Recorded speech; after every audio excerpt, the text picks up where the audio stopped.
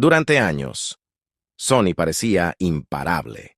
Dominaba la electrónica, dominaba la música, dominaba el vídeo. Tenía algunos de los productos más influyentes del mundo: el Walkman, el Discman, televisores, cámaras, más tarde, PlayStation. Era una de las pocas empresas capaces de innovar en múltiples industrias al mismo tiempo. Y sin embargo, algo no encajaba, porque mientras Sony dominaba productos, otras empresas empezaban a dominar algo mucho más importante: el sistema. Y cuando el mercado cambia hacia el sistema, tenerlo todo ya no es suficiente. Para entender por qué Sony perdió esa ventaja, no hay que mirar sus productos, hay que mirar cómo estaba organizada, cómo tomaba decisiones y, sobre todo, qué decidió no controlar. Porque ahí está el error. En los años 80 y 90, Sony era sinónimo de innovación. No seguía tendencias, las creaba. El Walkman cambió la forma en la que las personas consumían música. Por primera vez, la música se volvía portátil, personal, íntima. El usuario ya no dependía de un lugar. Podía llevar la experiencia consigo. Ese cambio no fue pequeño, fue cultural, y Sony lo lideró. Lo mismo ocurrió con otros productos: televisores, cámaras, sistemas de audio. Sony no solo fabricaba dispositivos, definía categorías y además tenía algo que otras empresas no tenían: contenido.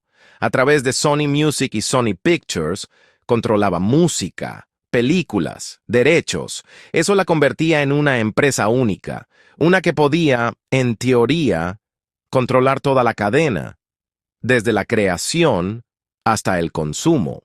Pero esa ventaja tenía una debilidad.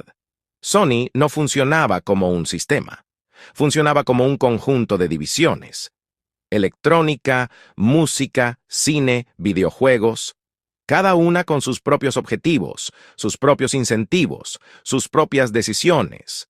Y eso generaba fricción, porque lo que beneficiaba a una división no siempre beneficiaba a otra. Por ejemplo, la división de música quería proteger derechos, limitar copias, controlar distribución. Mientras tanto, la división de hardware necesitaba facilitar el acceso, hacer que el producto fuera más atractivo, más abierto, más fácil de usar. Y cuando esas dos lógicas chocan, la empresa pierde claridad, pierde dirección, pierde velocidad. Mientras otras compañías empezaban a pensar en ecosistemas completos, Sony seguía pensando en productos individuales. Cada producto podía ser excelente, pero no estaba integrado en un sistema mayor. Y eso empezó a marcar la diferencia. El cambio clave no fue tecnológico, fue estratégico. El mercado dejó de girar en torno al producto y empezó a girar en torno al sistema. Ya no bastaba con tener el mejor dispositivo. Había que controlar la experiencia completa: el software, la distribución, el acceso al contenido. Y ahí, Sony no estaba posicionada. Tenía piezas. Sí. Tenía tecnología. Sí. Tenía contenido. También. Pero no tenía integración. No tenía un sistema que conectara todo. Y cuando el usuario empezó a elegir sistemas en lugar de productos, la ventaja de Sony empezó a desaparecer.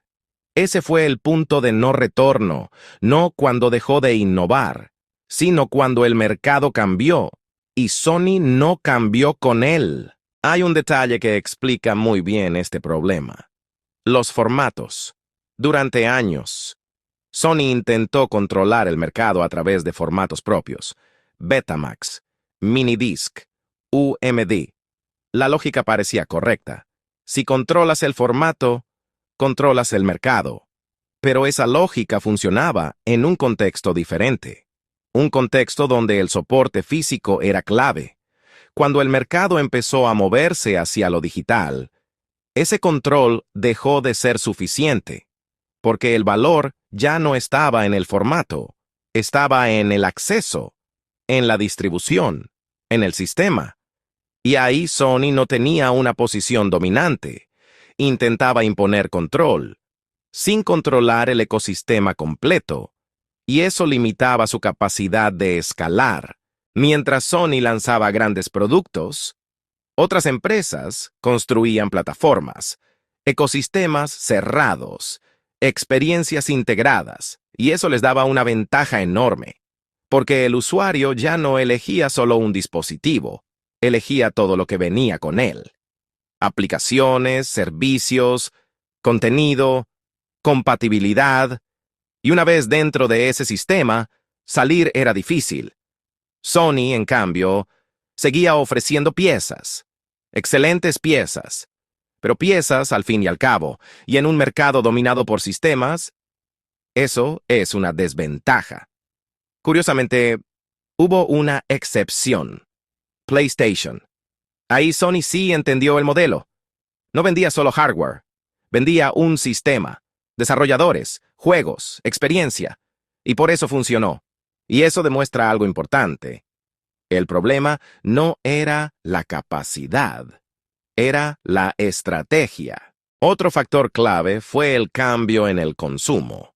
Durante décadas, comprar música significaba comprar un formato, un cassette, un CD, algo físico, algo que Sony controlaba. Pero con la llegada de lo digital, eso cambió. El valor dejó de estar en el soporte y pasó al acceso.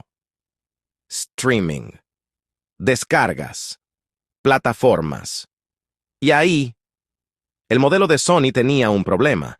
Estaba construido alrededor del control del formato, no del control del acceso. Tenía contenido, pero no controlaba cómo se consumía. Tenía dispositivos, pero no controlaba la experiencia completa. Y cuando el mercado se movió hacia plataformas, otras empresas tomaron la delantera. Pero hay un detalle aún más profundo en todo esto, y es que Sony no solo dejó pasar el cambio hacia el sistema, también llegó demasiado pronto a algunas ideas, sin terminar de ejecutarlas. Porque Sony sí intentó construir algo parecido a un ecosistema. Intentó integrar hardware y contenido.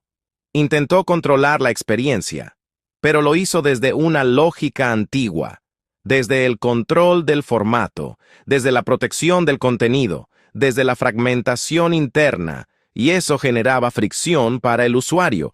Mientras otras empresas empezaban a simplificar, Sony complicaba. Mientras otras reducían barreras, Sony intentaba controlarlas. Y en el corto plazo, eso parecía lógico. Proteger derechos, proteger ingresos, proteger su posición. Pero en el largo plazo, eso hacía que la experiencia fuera peor. Y en los mercados tecnológicos, la experiencia termina ganando, siempre, porque el usuario no elige la empresa más completa, elige la más fácil, la más integrada, la que menos fricción genera, y ahí Sony empezó a perder terreno. No porque sus productos fueran peores, sino porque el sistema no estaba diseñado para el usuario, estaba diseñado para proteger las partes. Y cuando el mercado empezó a moverse rápido, esa diferencia se amplificó, hasta que dejó de ser una ventaja tenerlo todo, y pasó a ser una desventaja no saber usarlo. El caso de Sony no trata de productos, no trata de innovación. Sony innovó, y mucho. El problema fue otro, no conectar todo lo que tenía, porque en los mercados modernos, el valor no está en la pieza, está en el sistema, en cómo se integran los elementos, en cómo se controla la experiencia. Y eso requiere algo más que tecnología.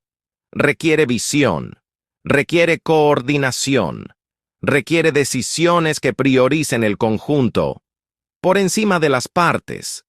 Y eso es precisamente lo que Sony no hizo. Sony lo tenía todo: productos, tecnología, contenido, marca, pero no lo convirtió en un sistema, y en un mundo donde el control del sistema lo es todo, Eso marca la diferencia, porque al final no gana quien tiene más piezas, gana quien sabe cómo encajarlas.